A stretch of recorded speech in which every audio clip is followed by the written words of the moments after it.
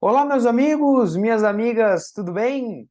Estamos agora começando a nossa aula de número 2.4. Seguimos no estudo das classificações dos contratos, ok? Então, sem delongas, vamos começar a compartilhar. Tá aqui, classificações dos contratos, né? Então, agora vamos trabalhar o nosso quarto critério, critério quanto aos riscos envolvendo a prestação. Esse critério aqui, envolvendo os riscos da prestação, né, particularmente é um dos critérios que eu acho mais interessantes, mais legais da gente trabalhar, tá? E sem sombra de dúvida, ele é muito, muito importante. Aqui, nós vamos começar a falar dos contratos comutativos, tá? Então, primeiro de tudo, um contrato, quanto aos riscos envolvendo a prestação, pode ser classificado como contrato comutativo. O que isso significa? Significa que as partes já conhecem as prestações a que se obrigam. Ou seja, as prestações, elas já são pré-estabelecidas com antecedência. Trocando em miúdos, quando você vai fazer o contrato, você já sabe com exatidão, você já sabe com certeza as prestações envolvidas. Você sabe o que você tem que fazer, o que a outra parte tem que fazer. Percebeu? Então, todas as partes envolvidas, elas já conhecem as prestações. Elas já sabem com exatidão ao que elas estão se obrigando. Percebeu? Então, as prestações já estão pré-estabelecidas com antecedência. Exemplo, tradicionalmente, uma compra e venda. Uma compra e venda, tradicionalmente, geralmente, é um contrato comutativo. Geralmente. Daqui a pouco vocês vão entender porque que eu estou frisando isso. Mas numa compra e venda comum, eu sei todas as prestações a que eu estou obrigado. A outra parte também. Então, numa compra e venda, eu já sei qual é o preço que eu tenho que pagar e eu já sei qual é a coisa que tem que ser entregue. Então, no nosso velho exemplo da compra e venda de um carro, eu sei qual é o carro que eu tenho que entregar. Por outro lado, você sabe qual é o preço que você tem que pagar. Então, é um contrato comutativo. Locação, mesma coisa. Contrato de locação, mesma coisa. Você sabe o que é cedido. Vamos pensar numa locação de um bem imóvel, por exemplo. Eu sei qual é o imóvel que está sendo cedido. É o apartamento X que fica no bloco Y, etc, etc. E eu sei também o valor do aluguel a que eu estou obrigado. Então, isso aqui é um contrato comutativo. Tudo bem? Agora, perceba, ao lado dos contratos comutativos, que são aqueles que eu já sei com antecedência, já sei ao que eu estou me obrigando.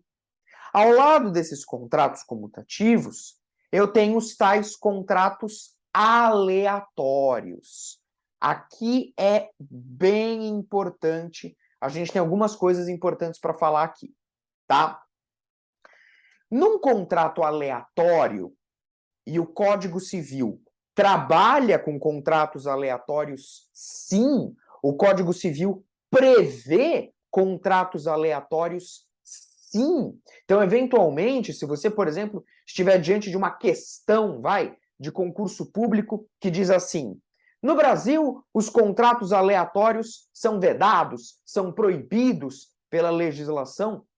Errado. Os contratos aleatórios são permitidos, e, inclusive, são disciplinados pelo Código Civil. Nesses contratos aleatórios, uma das partes não conhece com exatidão a sua prestação no momento em que o contrato está sendo celebrado. E por que uma das partes não conhece com exatidão a prestação no momento que ele está celebrando o contrato? Simples. Porque essa prestação depende de um fator desconhecido. Essa prestação depende de sorte. Sorte. Em latim, alea. Daí o nome do contrato, contrato aleatório, porque vem de alia, que do latim significa sorte.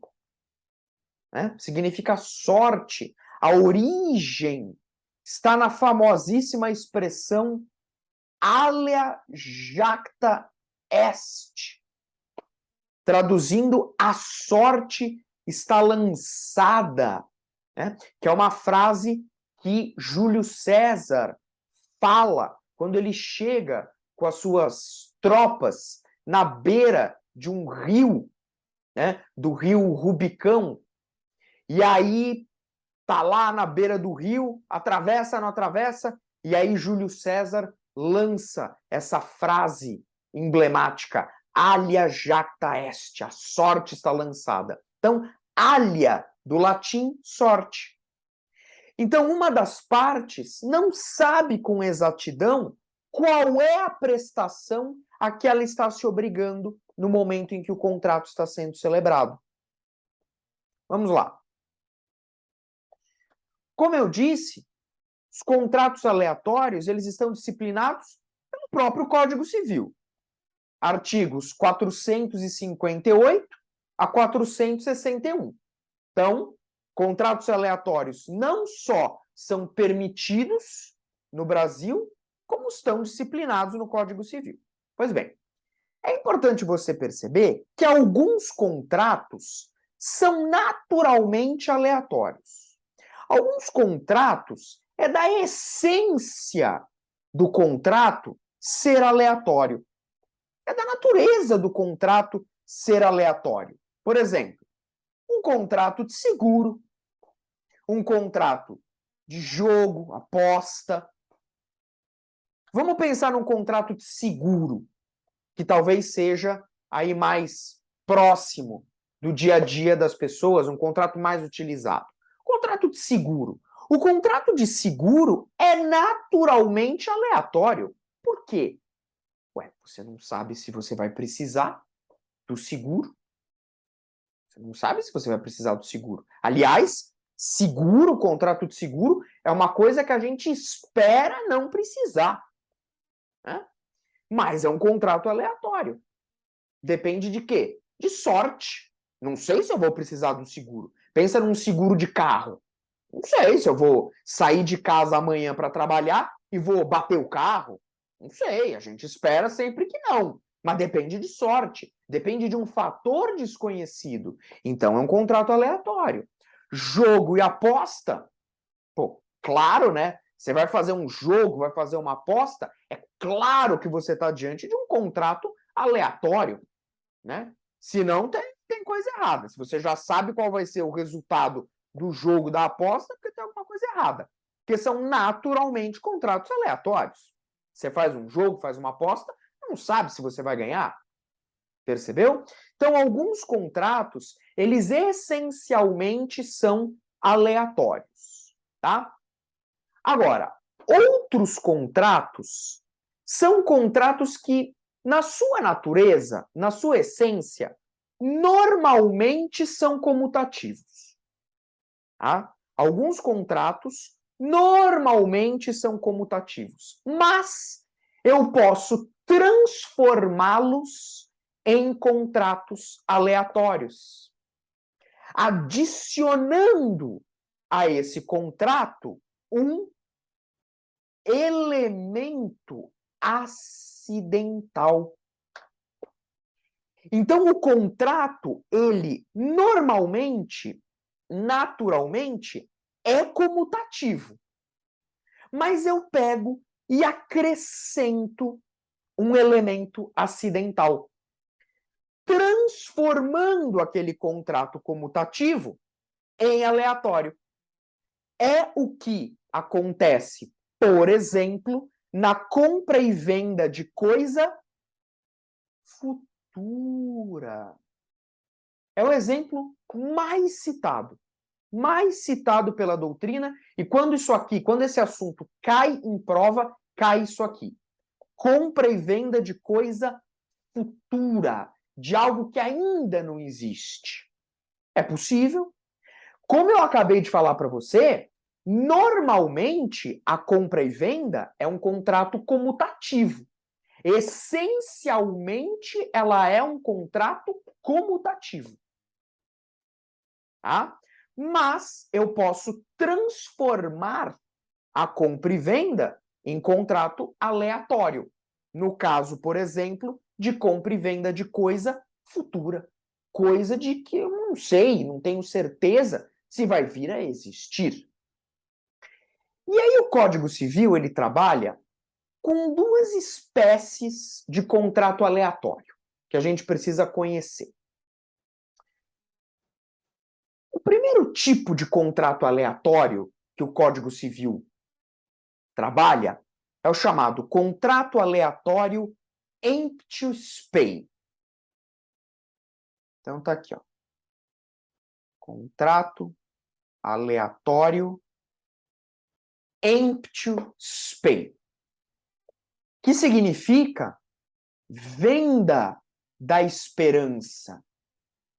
Empty spei, venda da esperança. Neste contrato aleatório, o risco que a parte assume é muito grande, é muito maior. Por quê? Porque uma das partes assume o risco relativo à existência da própria coisa.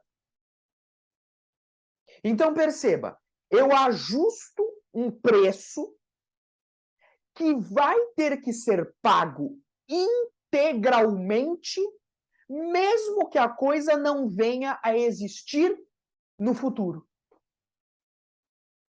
Percebeu? Olha que risco, que alha que a parte está assumindo.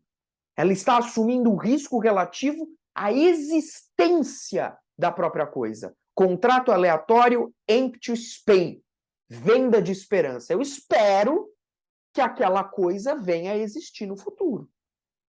E se não existir? Bom, se não existir, eu vou ter que pagar o preço combinado integralmente. Mas, professor, a coisa não veio a existir. Não importa. Tem que pagar o preço integralmente. A não ser que a outra parte tenha agido com dolo ou culpa. Aí tudo bem. É isso que nos diz o artigo 458 do Código. Vai ter que pagar tudo, mesmo que a coisa não venha a existir no futuro. A não ser que a parte contrária tenha agido com dolo ou culpa. Então, nessa modalidade, o risco é muito maior. Exemplo citado pela doutrina. Eu sou dono de um restaurante especializado em frutos do mar e eu contrato um pescador. E eu falo assim, pescador, eu vou comprar de você tantos quilos de peixe. Ok? E aí nós fazemos um contrato aleatório empty spei. Uma compra e venda de coisa futura. Contrato aleatório empty spei. Estou dando como exemplo uma compra e venda. Eu estou comprando uma coisa que ainda não existe. E eu estou assumindo o risco relativo à existência da própria coisa.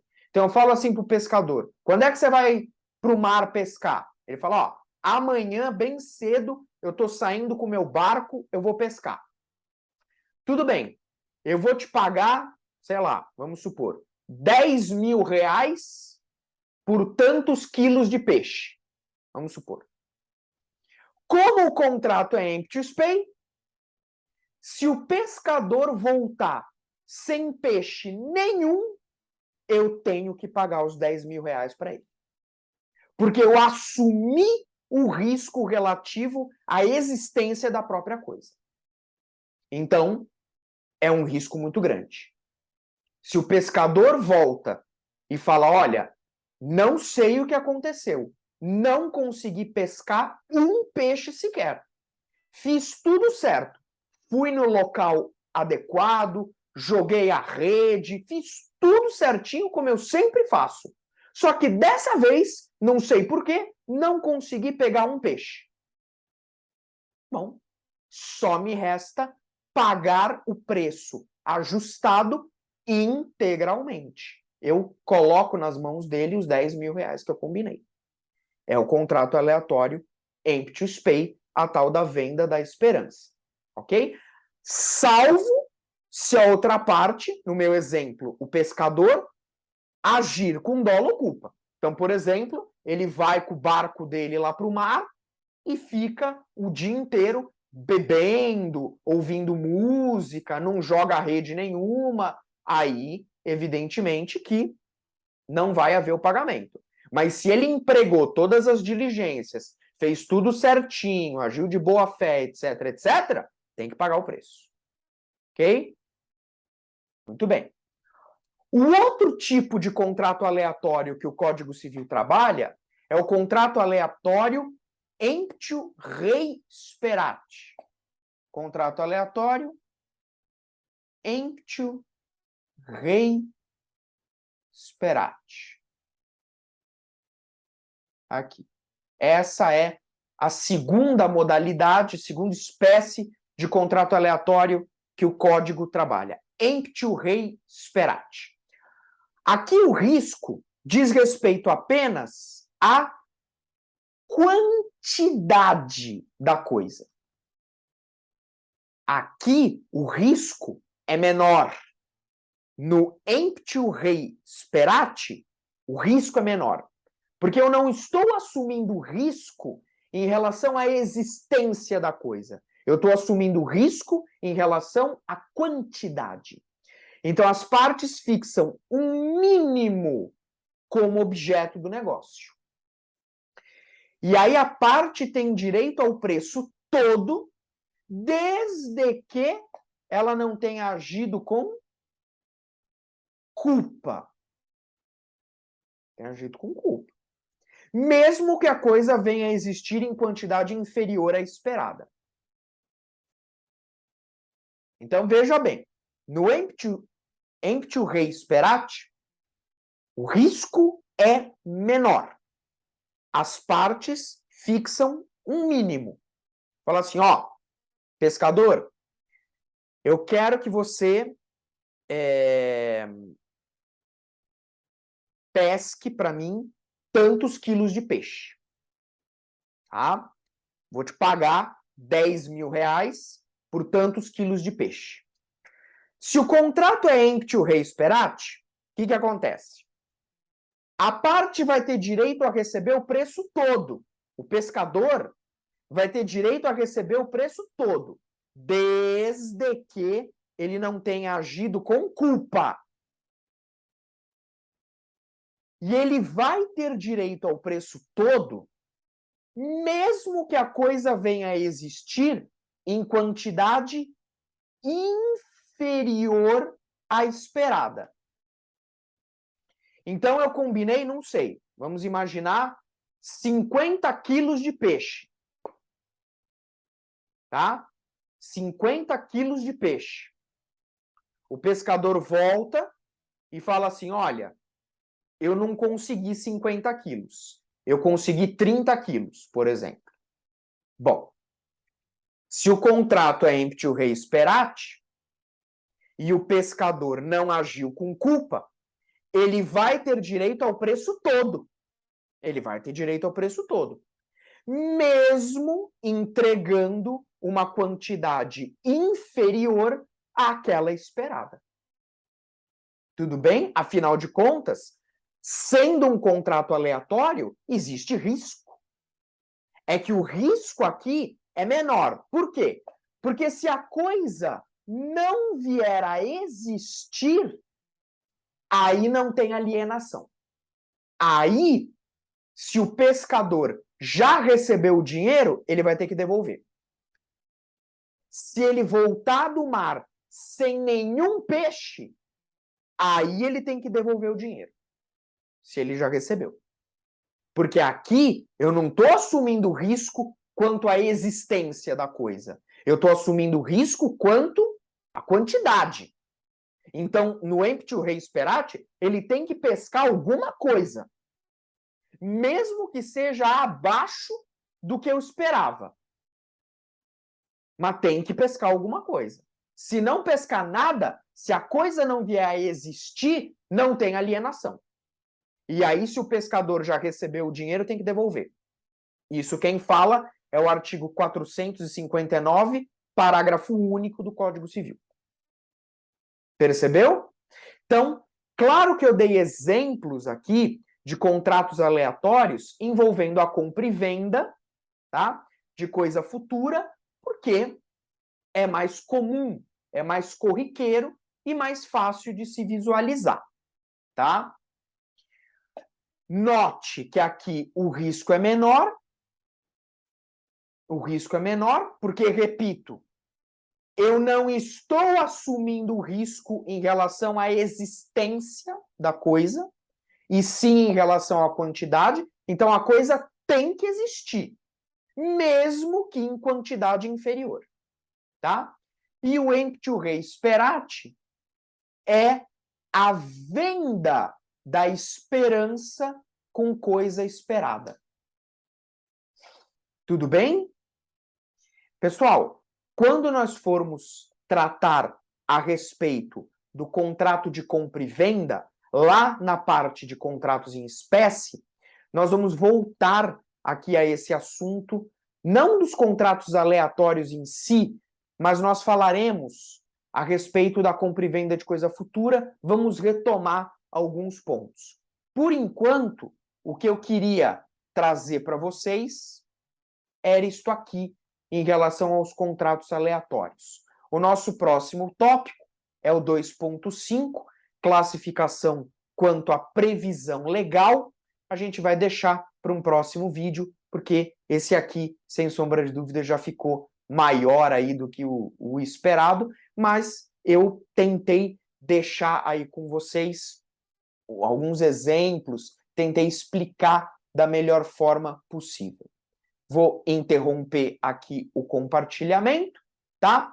Pessoal, espero que essa parte dos contratos aleatórios tenha ficado clara para você.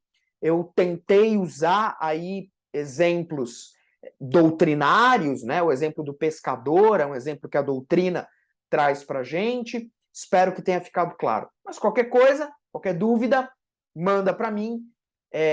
Procura o meu Instagram, professor Sérgio Alfieri, tá? E se você gostou do vídeo, deixa aquele like, se inscreve no canal, compartilha também para me ajudar, tá bom?